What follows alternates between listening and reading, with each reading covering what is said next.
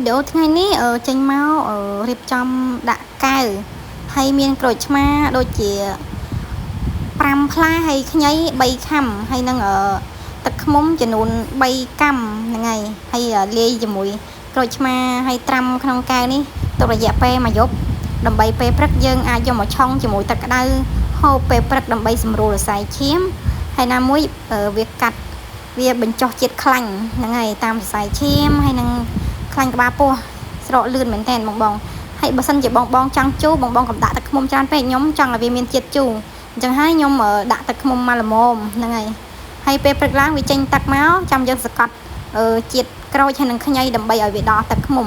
ឥឡូវដែរខ្ញុំសាកយកទុកចាំពេលព្រឹកខ្ញុំហូបឥឡូវដែរដល់ពេលហូប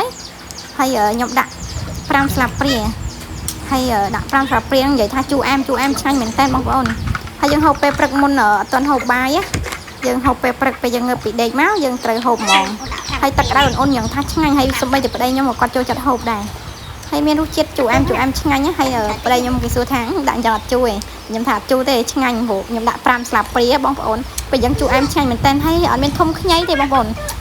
ឡងឈ្ងុយដូចតែក្រូចឆ្មាយ៉ាងណា